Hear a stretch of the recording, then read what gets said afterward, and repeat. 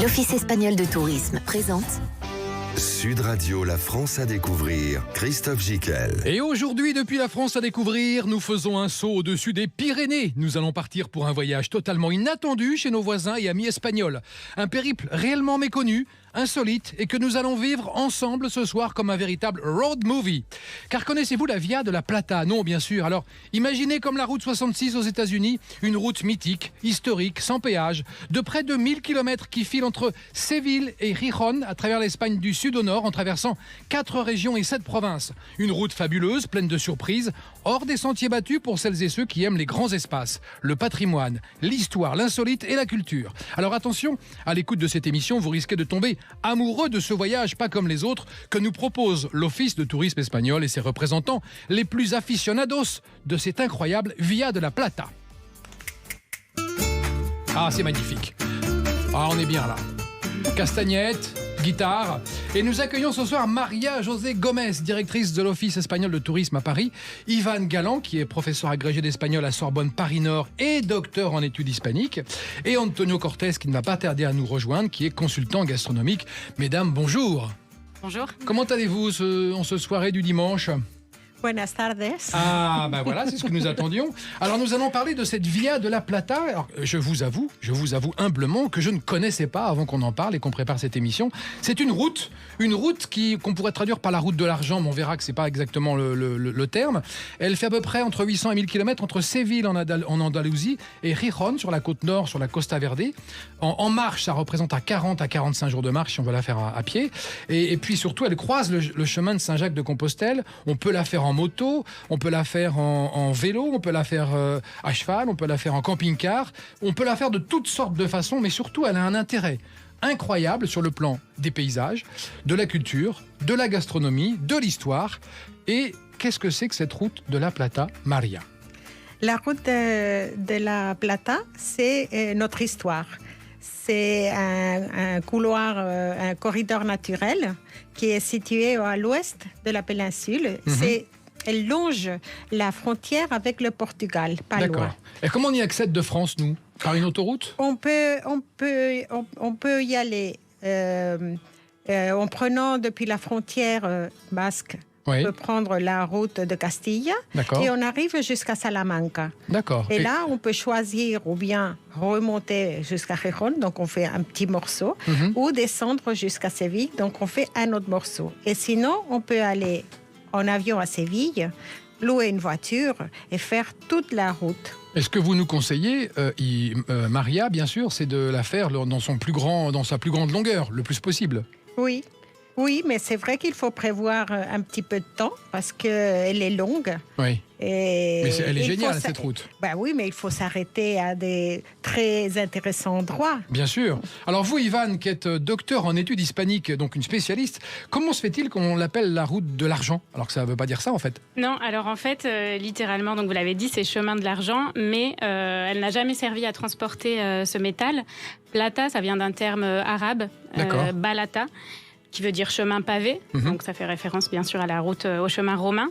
Et en fait, le mot a subi avec le temps des modifications de prononciation. C'est un phénomène linguistique qui fait qu'on est arrivé jusqu'à Plata. D'accord. Alors physiquement, comment elle se distingue cette route? Elle est goudronnée, on voit un peu de dalles romaines.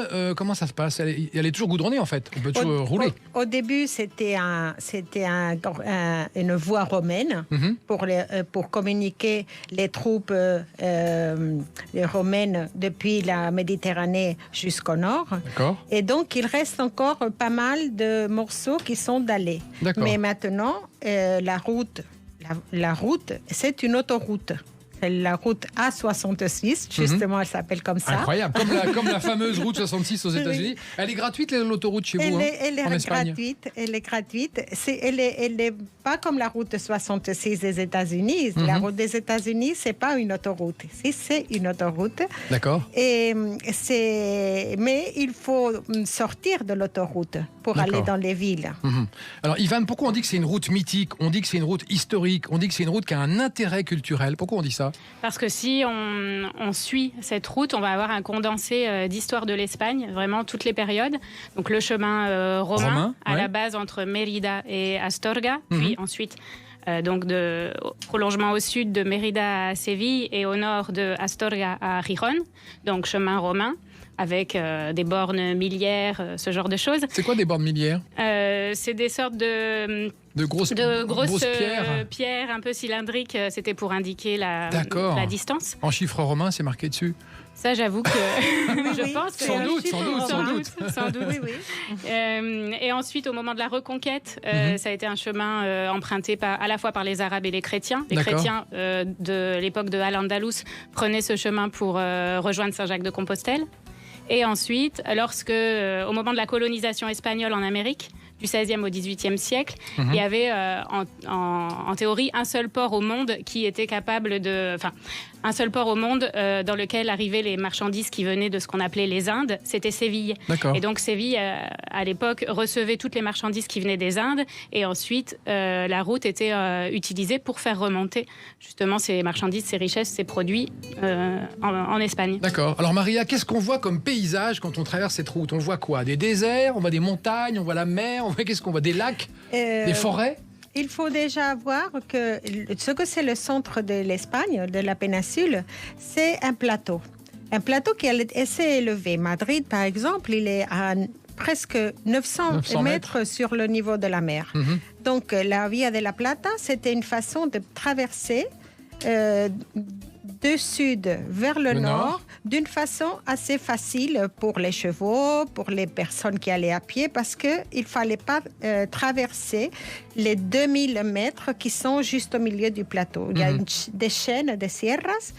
Donc, on voit, et ça permet aussi qu'il y a pas mal, il y a les 3 fleuves les plus importants, le Tage, le Duero, le Douro pour les Portugais et le Guadiana, et ça fait qu'il y a beaucoup d'eau, ce qui était très important aussi pour les voyages. Bien sûr. Et maintenant aussi, ça permet d'avoir un paysage très authentique parce qu'il y a de l'eau, il y a beaucoup de forêt de Essas, on l'appelle, parce que c'est avec du chêne vert, des lièges.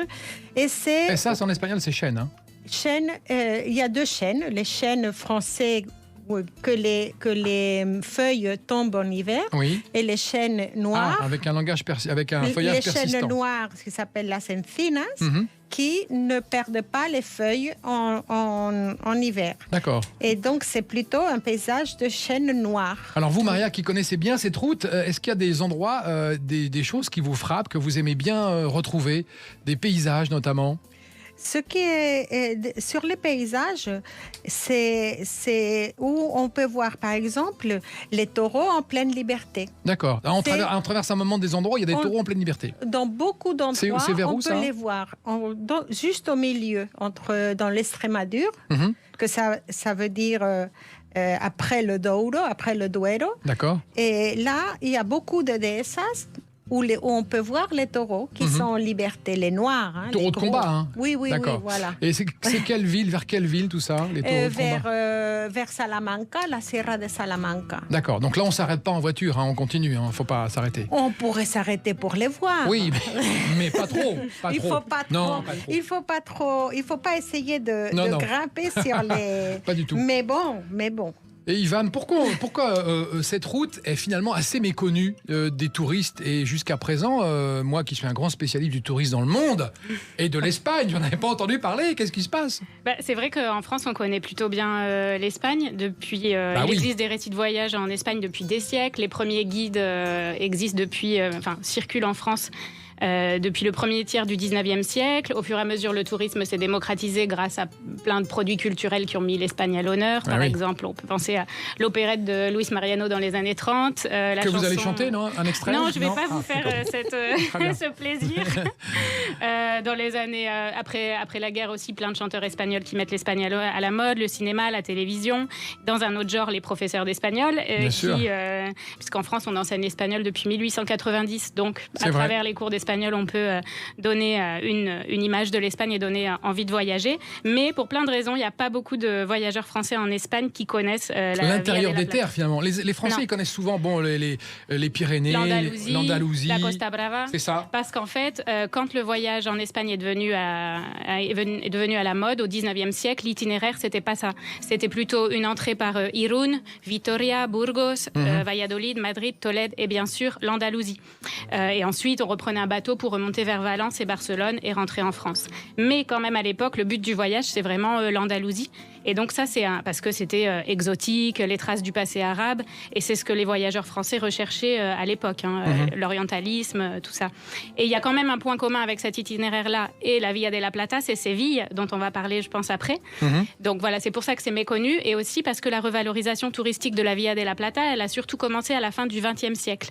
Sans doute justement pour diversifier les itinéraires qu'on connaît, désengorger la Costa Brava, pourquoi pas, et aussi parce que certaines découvertes et certaines ouvertures de sites se sont faites dans les années 90. D'accord. Par exemple, à Gijón, les thermes ont été ouverts au public à la fin des années 90, et pareil pour la reconnaissance mondiale de certains sites comme Las Médulas.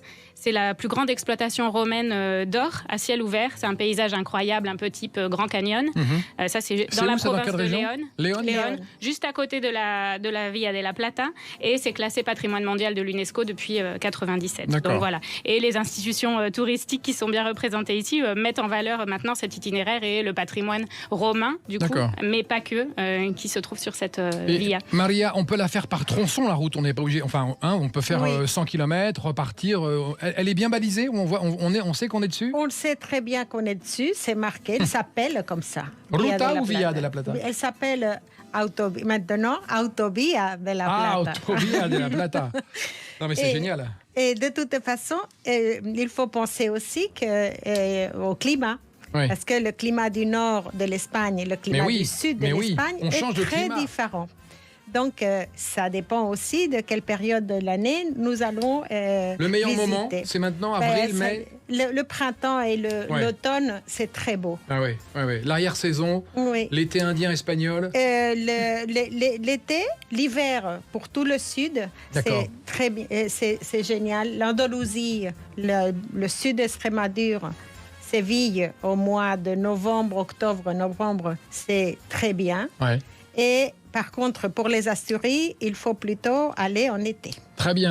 Eh bien, merci de tous ces conseils de voyage, Maria. On continue cette émission sur la Via de la Plata. Restez avec nous, chers auditeurs de Sud Radio. Dans un instant, Maria, directrice de l'Office de tourisme espagnol, nous livre ses bons conseils de voyage et nous révèle quelques aspects insolites de cette Ruta de la Plata qui va de Séville à Gijón, la capitale de la Costa Verde sur la côte des Asturies. Nous y sommes presque. C'est un road movie aujourd'hui.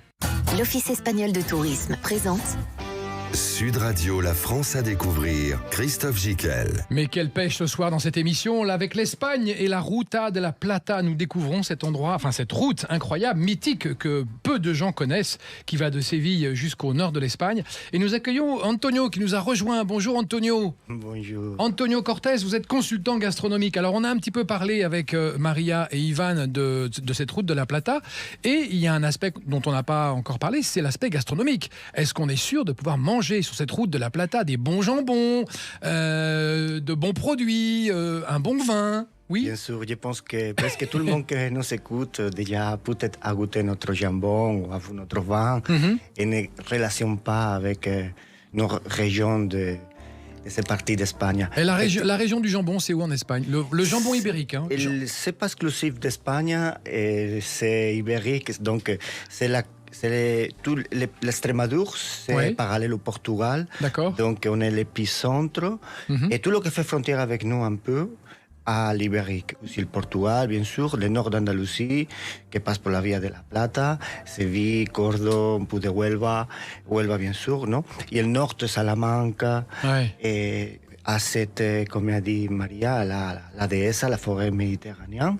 Rapprochez-vous du micro, Antonio. La forêt méditerranéenne, où il habite liberté, 100 hectares de moyens. Notre appellation de esa Extremadura, par exemple, et mange 600 kilos de glands. Le cochon mange pendant sa vie 600 kilos de glands. Ah oui, c'est énorme.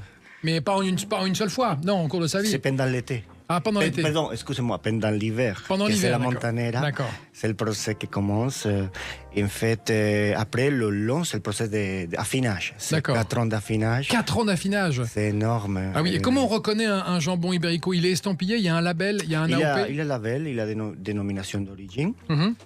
qui sont marqués. Ibérique bellota, ça te garantit que l'animal avait une liberté à manger les glands, D'accord. bellota. Et après, il a différents types d'affinage. De toute façon, aussi, nous, on a des serranos que tout le monde connaît. Hein. Oui. Mais ce qui met en valeur notre nature, c'est la déesse qui partage, comme a dit Maria, pas seulement le taureau, le cochon, les moutons, c'est une biodiversité énorme. Absolument. Aussi, on a les fromages délicieux des tortas. On en parlera tout à l'heure. Vous nous donnerez des conseils où trouver des bons fromages, où trouver des bons jambons ibériques. Mais avec vous, Maria, on va retourner sur cette route de la Plata, hein, la route d'Allée, en arabe, c'est ça, hein? Pavé, la route pavée. Et vous allez nous donner des conseils de visite. Les gorges de l'enfer, par exemple, c'est quoi?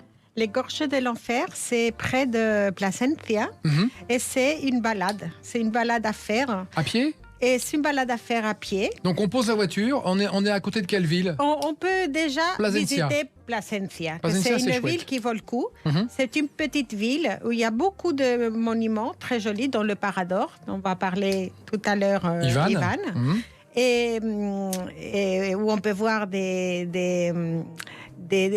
petit peu anti-ecclésiastique, le cœur de la cathédrale, où il va y avoir une exposition. Mais il faut aller se baigner dans les gorges de l'enfer. Alors, les gorges de l'enfer, ça fait rêver. Hein.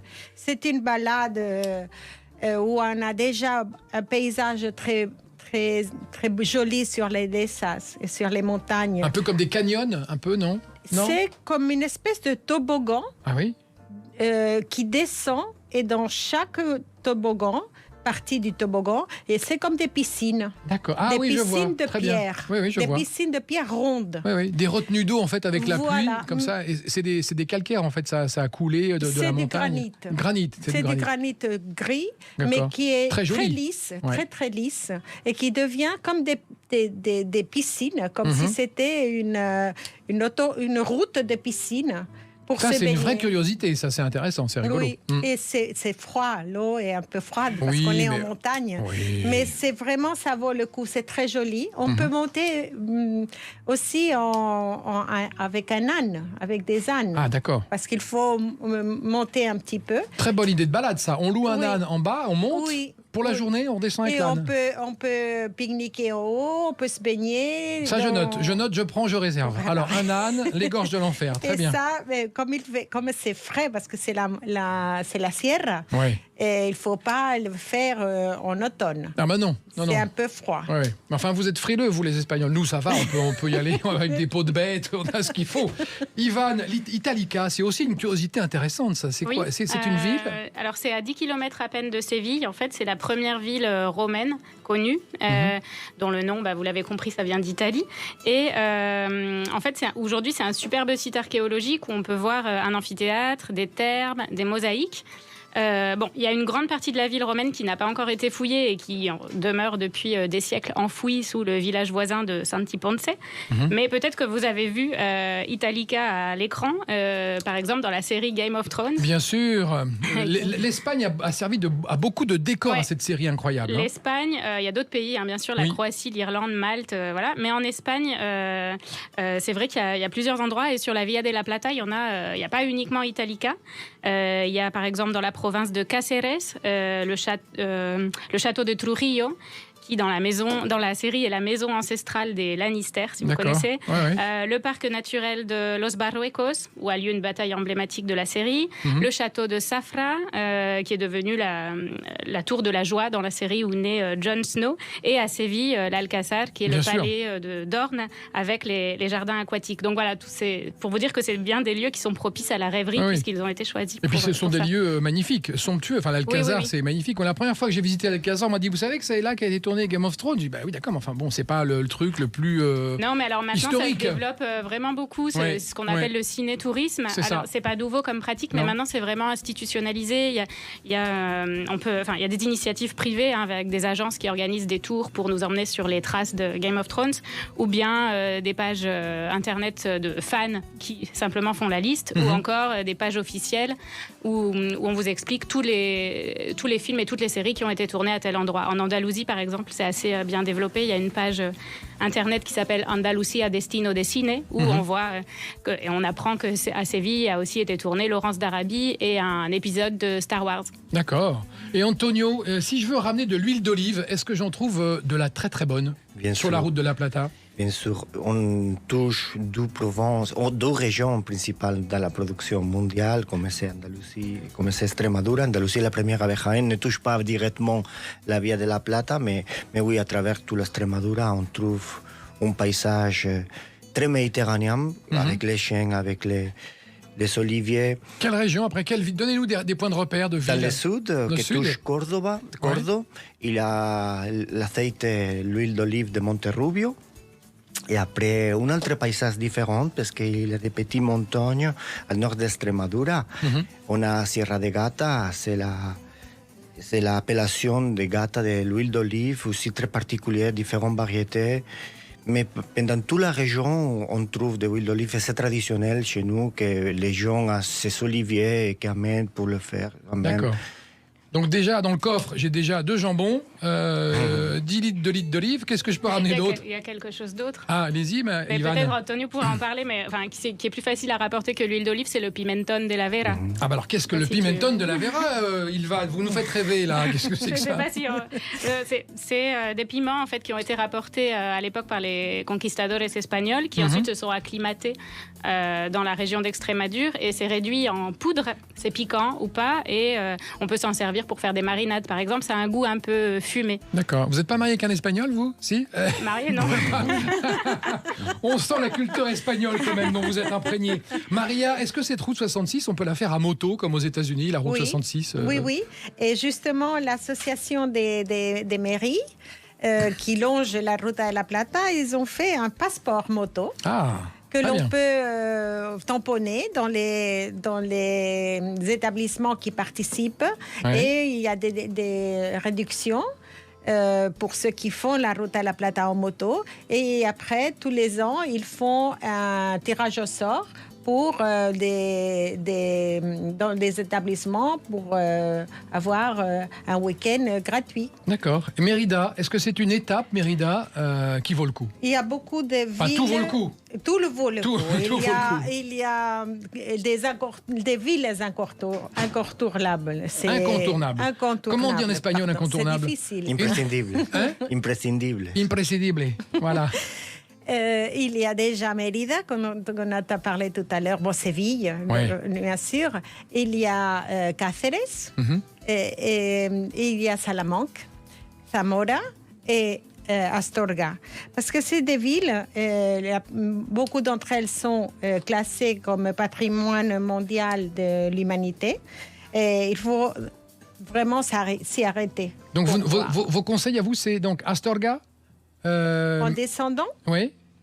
Oui, on peut faire Astorga, on peut s'arrêter à Zamora, après à Salamanque, après à Cáceres, et après on peut descendre jusqu'à Mérida, et de Mérida à Séville. Très bien. Et au milieu, il y a Herbas. C'est un petit village, c'est pas une ville. Il faut 1 mois et demi pour faire cette route. Mais c'est pour ça, je l'avais dit tout à l'heure. Ivan, et vous, votre coup de cœur, ce serait quoi en ville que vous aimeriez bien moi, c'est Séville. Séville, sans détour. Bon, après, j'avoue que je ne connais pas toute la Via de la Plata, mais vraiment, Séville, pour moi, c'est... Et pourquoi Séville? Parce que le patrimoine architectural, déjà, c'est magnifique. Il y a le musée du flamenco, où je suis allé 2-3 fois, et c'est magnifique. Ils font des vraies séances de flamenco puro. Oui. Tout à fait. Puis après, l'ambiance, tout simplement, l'ambiance, la gastronomie, Et puis les rues de Séville, la nuit, enfin c'est génial. Oui, non, c'est vraiment, moi, c'est vraiment mon coup de cœur. Je suis assez d'accord. Il y a un charme sur ces villes qui est quand même un petit peu différent des autres villes d'Espagne. Pour le flamenco, j'aimerais dire qu'il y a la Biennale de flamenco qui tient lieu tous les 2 ans. Et c'était cette année, justement, entre le mois de septembre et octobre, et on peut aller voir la danse, les meilleurs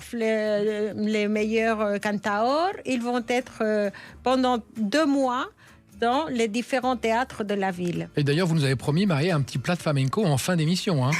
Ça a été promis, ça a été dit, une petite passe. D'accord. Antonio, pour le vin, quelle est la région de vin sur cette route de la Plata qu'on peut découvrir? Je parlerai, par exemple, de l'appellation Ribera Guadiana, qui touche Cáceres et Badajoz, du province de l'Extremadura. D'accord. Et effectivement, on a différentes variétés, on a tous les types. Extremadura est le deuxième producteur d'Espagne de vin.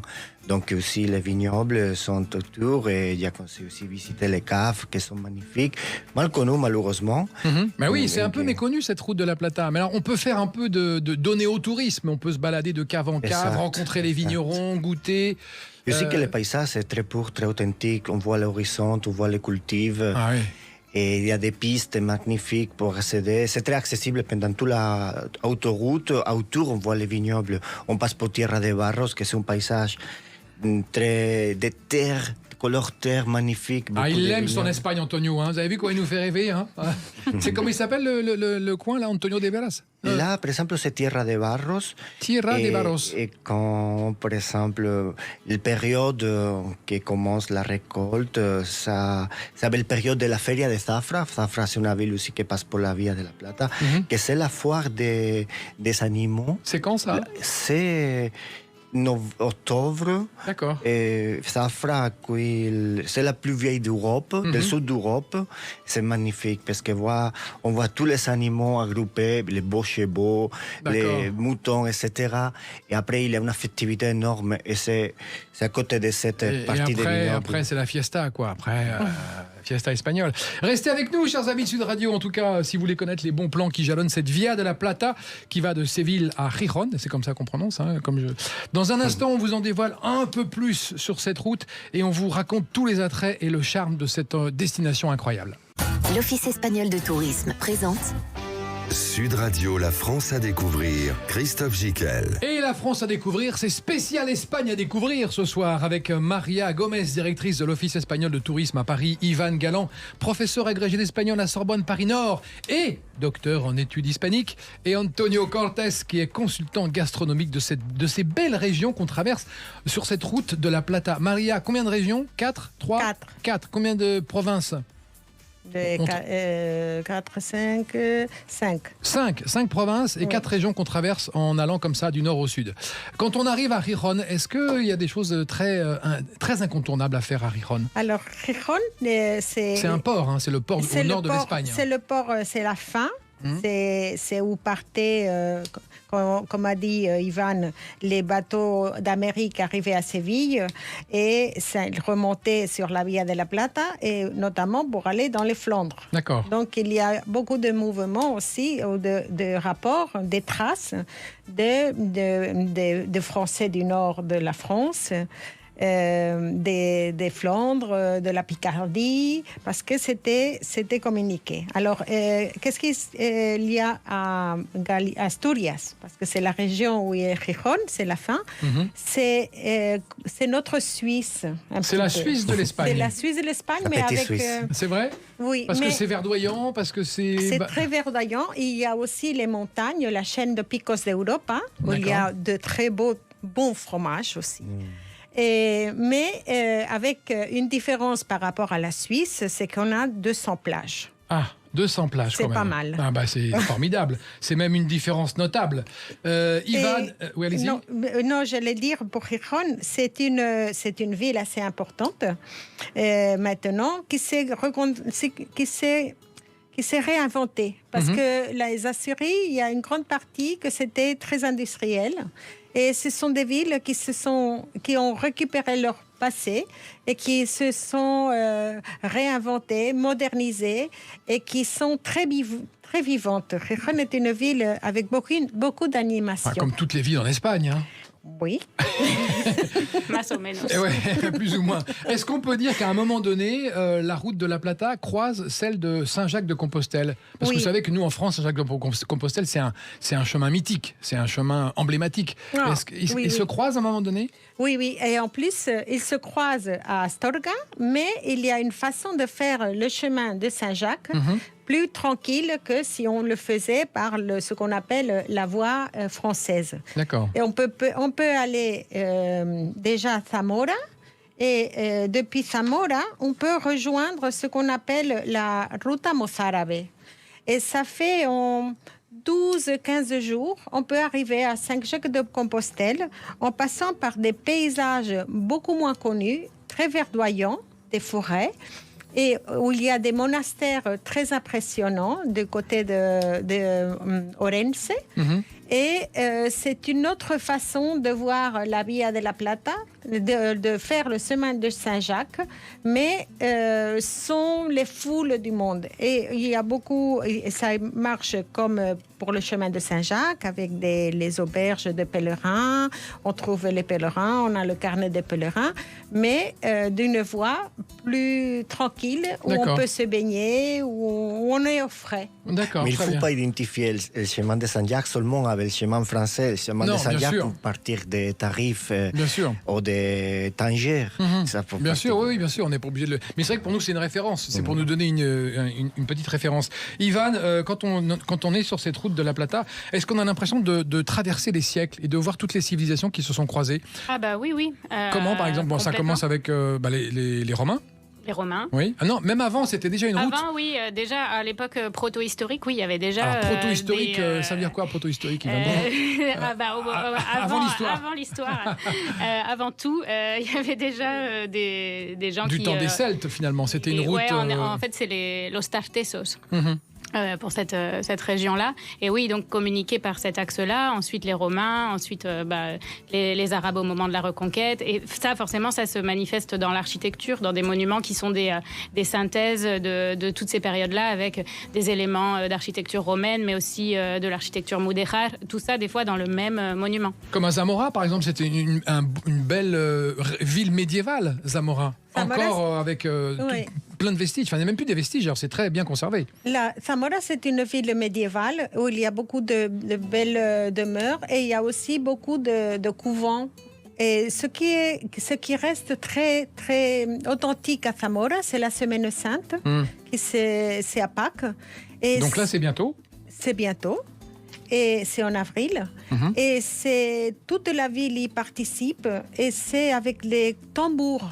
Et le bruit des tambours, les lumières, ça se passe de nuit, la plupart des passos. Et c'est très spectaculaire. C'est une fête qui a été déclarée d'intérêt touristique international. Oui. Ça veut dire quoi? Ça veut dire... C'est un label?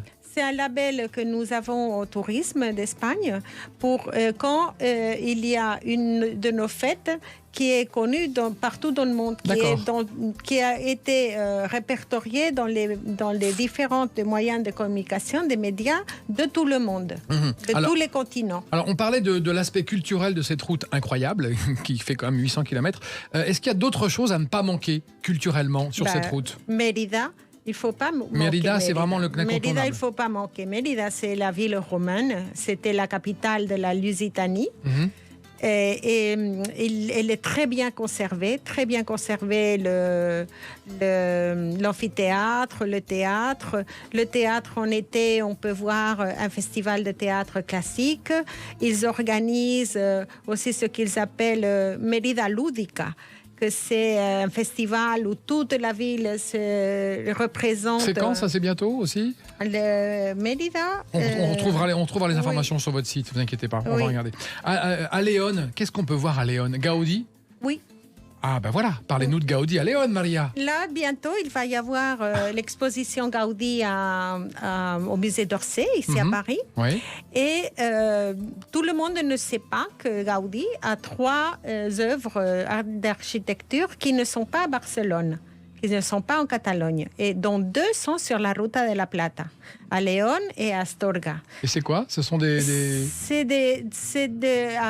Léon, c'est la Casa Botines. C'est une maison néo-gothique qui a un aspect très féerique parce qu'il a mis un dragon, il a mis des tours très Gaudi.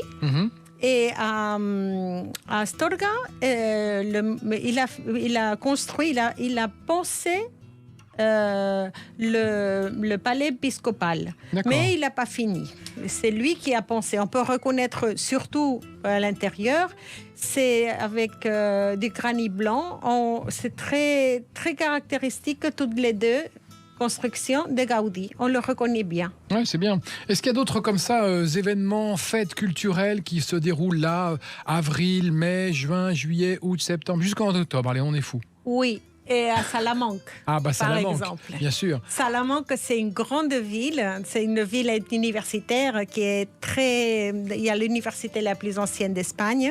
Et c'est une ville qui, pour ça, elle est pleine de jeunes. Donc, elle a beaucoup de vie. D'accord. Et à Salamanque, ils organisent ce qui est pendant le mois de juin, ce qu'ils organisent le festival du siècle d'or. D'accord. C'est le 16e, 15e, 16e siècle. Parce que pour comprendre toutes les villes de la Via de la Plata, toutes les villes dont j'ai dit qu'elles étaient classées monuments historiques, c'est avec l'argent de l'Amérique que se sont construites de très très belles demeures, de très beaux palais, de très beaux convents. Et on retrouve toute la trace. Et donc, à Salamanque, ils font une fête pour honorer cette période. Et ils font des représentations, il y a des dégustations gastronomiques, il y a des représentations de la musique pendant tout le mois de juin. D'accord. Ivan, est-ce qu'on peut dormir comme au Portugal? Vous savez, dans les monuments historiques d'Espagne, je crois qu'il y en a une centaine chez vous en Espagne qui sont les paradores, c'est ça? Les paradores. Alors, racontez-nous l'histoire de ces paradores. Ça commence quand? En fait, ça commence au premier tiers du XXe siècle. La personne qui gère le tourisme Alphonse à l'époque. Non, alors en fait, la gestion touristique en Espagne existait déjà à cette époque-là. C'est un marquis qui s'appelle le marquis de la Vega Inclán, qui est commissaire royal du tourisme et qui a différents projets pour faire de l'Espagne une destination touristique de choix. Et ça passe forcément par une attention particulière portée au secteur hôtelier, qui n'était pas hyper développé à l'époque. Et donc, il veut créer des hôtels confortables et modernes, de caractère espagnol, dans des petits villages ou dans des petites villes qui ont un intérêt artistique. Alors, le premier parador a été inauguré en 1928 à Gredos, dans la province d'Ávila. Et cette même année, en 1928... Donc ce sont des constructions déjà existantes. Alors en fait, voilà, c'est ça le projet. C'est souvent ça. Des monuments historiques transformés et réhabilités en hôtels. Donc il y a un double objectif. Un projet de restauration de patrimoine, et du coup de conservation. D'entretien. Et aussi d'amélioration de l'offre hôtelière. Alors c'est quoi? C'est des couvents, des châteaux, des palais? Alors voilà. Donc on a un peu l'impression de voyager dans le temps. Parce qu'on peut dormir dans des lieux vraiment pleins d'histoire. Il y a des couvents à Mérida notamment, à Plasencia, à Léon. Il y a un monastère, à Léon, c'est un monastère de la Renaissance, et il y a aussi des palais. À Cáceres, à Zamora, et des châteaux. Donc on peut dormir dans des palais, dans des châteaux et dans des couvents. Voilà, alors ça peut paraître un peu austère. Non, au contraire, c'est un cachet fou. Voilà, c'est un cachet incroyable. En fait, l'atmosphère du lieu historique est bien conservée, et il faut savoir que c'est quand même des établissements qui sont haut de gamme. Haut de gamme, oui, de toute façon, c'est pas. C'est chauffé, il y a tout ce qu'il faut. Voilà, et ça a un petit charme un peu désuet, en tout cas pour ceux que j'ai pu visiter. Au niveau du budget, je ne sais pas si peut-être ça intéresse. Bien sûr. Au contraire, dites-nous. Les chambres, ça vaut autour de 100 € la nuit. Alors parfois c'est plus, parfois c'est moins. Il faut bien regarder parce qu'il y a des tarifs avantageux en début de semaine. Et selon les périodes de l'année, évidemment, les prix changent. Et le bon plan, c'est qu'on peut devenir amigo de paradores sur Internet. Et qu'en s'inscrivant, on a à la fois un apéritif de bienvenue et surtout le petit déjeuner qui est offert. L'apéritif de bienvenue. C'est ça. Ça, il ne faut pas le louper. Et après, si on ne peut pas casser sa tirelire pour dormir dans un parador, on peut aussi prendre un verre parce que souvent, il y a des bars et des cafétérias, et c'est aussi une expérience très sympa. Et il y en a sur la Via de la Plata, il y en a une dizaine, si vraiment on suit la route. Donc on est à peu près sûr de faire étape dans un parador, par exemple. Ça vaut le coup. Ça peut être un thème. Ah oui, tout à fait. Oui. On peut mettre sur vos réseaux sociaux la carte des paradores. Parce que c'est moi, si je veux faire cette route de la Plata avec le thème jambon, huile d'olive et parador, je peux. C'est tout à fait. Et puis le piment, comment il s'appelle? Pimentón de la Vera. Pimentón de la Vera. Ça, les paradors, c'est quelque chose qui est très espagnol, hein, Maria. Hein. Oui. C'est quelque chose qui est... C'est de l'hôtellerie de luxe, on peut le dire, mais à un prix abordable. C'est un prix abordable. Et il y a beaucoup aussi de réductions pour, par exemple, les personnes de plus de 55 ans. Oui. Alors, je ne sais pas autour de cette table qui a plus de 55 ans. et c'est vrai, et aussi en période pas de haute saison, on a des prix très intéressants. D'accord. Eh bien, restez à l'écoute, chers amis Sud Radio. On continue cette émission sur cette route de l'Espagne qui va du nord au sud, qu'on appelle la route de la Plata, la Ruta de la Plata. Et avec nous, tout à l'heure, nous parlerons un peu plus avec nous. Nous sommes toujours avec Maria Gomez, Ivan Galan et Antonio Cortés. Et nous partirons un peu plus en avant pour découvrir cette route et conclure cette émission. À tout de suite. L'Office espagnol de tourisme présente Sud Radio, la France à découvrir, Christophe Jiquel. Et la France à découvrir spéciale Espagne avec Maria Gomez, directrice de l'Office espagnol de tourisme à Paris, Ivan Galan, professeur agrégé d'espagnol à Sorbonne Paris, etc., etc. Et Antonio Cortés, consultant gastronomique.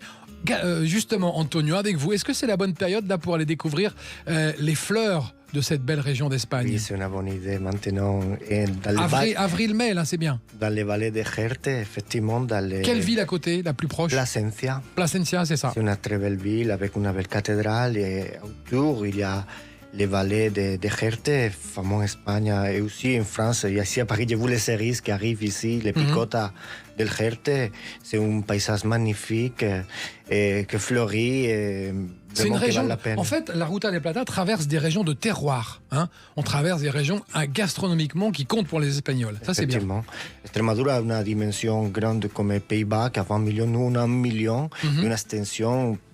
Beaucoup partie de la région se réserve de la biosphère. Et il y a des grands cultifs frutales aussi, et on est un grand exportateur de tout type de fruits, comme des pastourages pour les animaux. Ah, les pâturages, bien sûr, là où les animaux broutent de l'herbe, comme les vaches, les moutons et pas les cochons, parce que les cochons ne mangent que des glands. Après, comme on peut dire aussi l'histoire de Guadeloupe, que c'est une ville où le monastère de Guadeloupe, Christophe Colomb, le roi catholique, ont parlé d'aller en Amérique. Et après la découverte, ça menait les produits. D'abord, ça arrivait au port de Séville et de Cadiz, et Extremadura, c'était très important parce que Cortés, Pizarro sont allés là-bas. Donc, amené, par exemple, Pizarro, la patate, et al monastère de Guadeloupe. Et la tortilla des patatas. Oui. Est-ce qu'on en parle?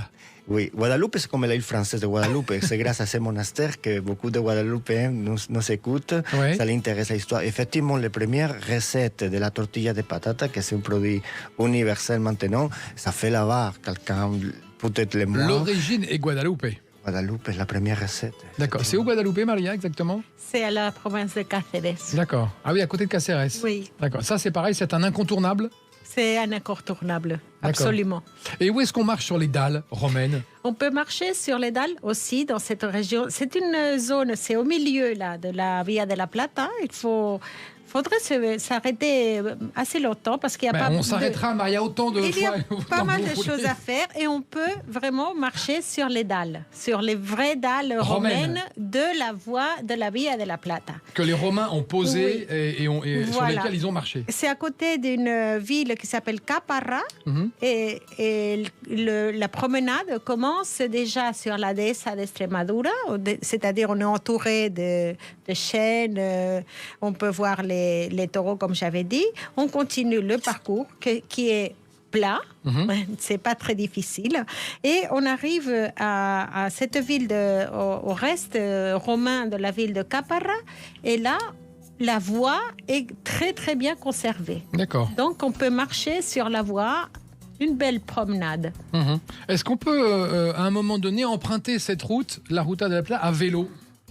Est-ce que c'est parce que ça monte et ça descend quand même, ou c'est assez plat? La voie de la Plata, comme j'avais raconté, c'est un corridor naturel. Ouais. Donc, de temps en temps, ça monte. Oui. Je voudrais faire la Ruta de la Plata en vélo. Ouais. Je commencerai des Asturies et je descendrai vers. Et donc, il y a un endroit très bien conservé aussi en vélo. C'est environ 30-40 km depuis Béjar. On descend jusqu'à une petite ville qui s'appelle Baños de Montemayor. On peut s'arrêter dans les thermes romaines et se baigner dans l'eau chaude. On continue sur la route en vélo et on redescend jusqu'à Herbaz. Et c'est 40 km en vélo. Ça va. Et jouable. ça descend. Ouais, c'est très bien. Et ça descend. Ce que je note en tout cas sur cette route de la Plata, c'est qu'elle est probablement moins chaude. Il fait moins chaud que sur la côte en Espagne. Parce que nous, on a toujours cette image de la canicule espagnole où le soleil tape dur. Mais là, on est un peu en hauteur, non? Pas trop? Sur la route de la Plata, on est sur un plateau quand même. Non, pas assez. Ça dépend. Au nord, aux Asturies, c'est très frais. D'accord. Au centre, autour de la Sierra de Cáceres, le nord de Salamanque, le sud de Salamanque, là, sur les dés, c'est aussi très frais parce que c'est élevé. On est à 1000 et quelques D'accord. Oui, mètres. mais ça reste quand mais même... après, si on descend vers Badajoz et Séville, en été, il vaut mieux aller au printemps. Il n'y a pas d'humidité, il y a l'ombre et on est bien. Ben voilà, on est bien. Non, mais ce qu'il faut faire, c'est commencer par Séville l'été, en juillet-août. Enfin, juin, juillet-août, on commence par Séville et on remonte vers Gijón. Oui, mais Séville en été, c'est très chaud. Ah bah oui, mais après, on l'aura derrière nous, la chaleur. On file vers le frais. Pourquoi la ville de Hervás est importante à vos yeux? D'abord, elle est où, cette ville? Elle est au centre, elle est dans les montagnes. En plein centre? Parce que le centre, juste le centre, c'est justement par là. C'est à Béjar. Et c'était tout l'enclave juive. Donc, on a le passé juif qui est entre Béjar, c'était le point le plus important, Hervás, qui dépendait de Béjar. Il y a aussi la Sierra de Francia, qui vaut un détour. Et après, il y a la Sierra de la Estrella, au Portugal. Toute cette région, c'est notre héritage juif. Et on peut le remarquer parce que les vêtements, c'est très beau à voir. Les broderies, tout ce que c'est l'or, tous tout l'apparat des vêtements. Voilà. Et ça se conserve depuis cette période et on reconnaît parfaitement. C'est-à-dire la robe de mariée de l'Alberca, par exemple, à Salamanque, c'est vraiment la robe de mariée séfardi. D'accord. Parce que tout ce que c'est l'apparat,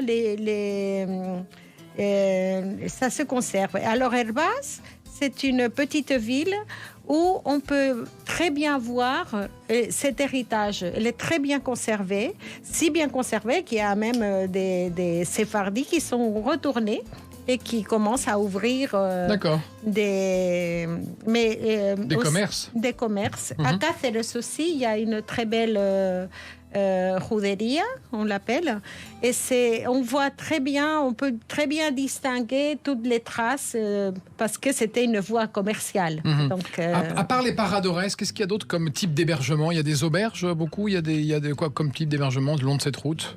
Il est ouvert pour pèlerins, pour ceux qui soutiennent faire la route de Siema de Saint-Jacques pendant la Via de la Plata, il y a des auberges de pèlerins. En fait. Les auberges de pèlerins? Ah oui, d'accord. Donc c'est un peu plus spartiate. Effectivement, beaucoup de gens le préfèrent parce que c'est plus tranquille que la du Nord et surtout en certaines saisons comme par exemple automne, hiver ou printemps, c'est très agréable de le faire. Parce que le climat, qu'on a des soleils, on peut être 20 degrés en janvier parfaitement. Alors cette émission va bientôt s'achever. Ivan, il faut nous donner votre conseil à ne pas manquer, votre incontournable, votre pépite. Bon, on a compris, c'était Séville. Mais dans Séville, quoi faire, que voir, que faire à ne pas manquer? Alors, ce que je conseillerais, c'est d'être à Séville un jeudi. Oui. Parce que le jeudi à Séville, c'est particulier. Il y a un marché aux puces dans une rue qui s'appelle la Calle Feria. Et c'est vraiment... il y a de tout. C'est très pittoresque. Il y a des petits bars le long du marché, donc c'est sympa. Et si on remonte la rue, on arrive à un marché couvert qui est adossé à une église du XIIIe siècle.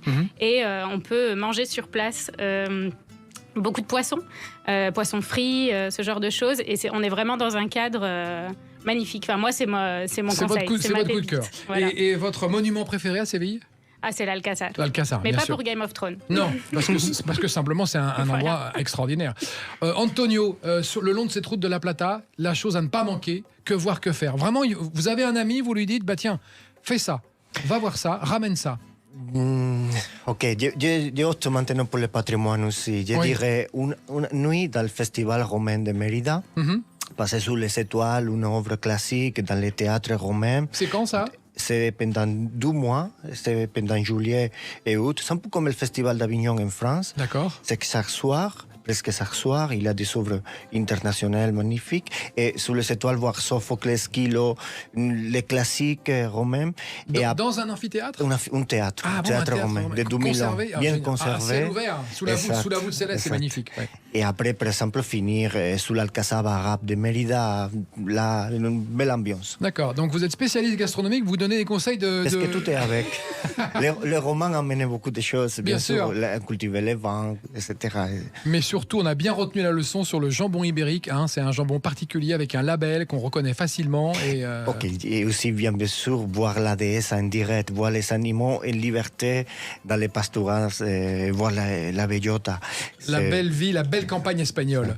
Maria, pour vous, votre incontournable, votre pépite, le truc à ne pas manquer, le coup de cœur du soir, c'est Salamanque. C'est une visite qui s'appelle l'échelle vers le ciel. D'accord. Et c'est sur les toits de Salamanque.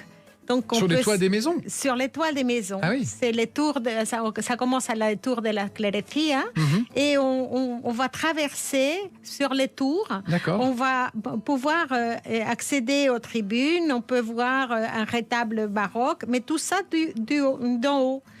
Et on peut le faire la nuit, le soir, parce qu'il y a des visites nocturnes et on peut voir toute la ville illuminée depuis le ciel. C'est l'échelle vers le ciel. Là, vous nous faites rêver, Maria. C'est un endroit merveilleux. C'est une très bonne idée. Vous en avez d'autres?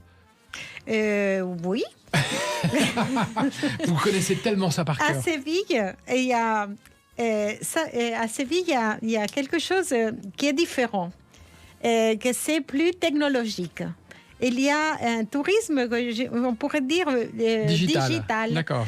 C'est sur ce que nous, on appelle les champignons de Séville.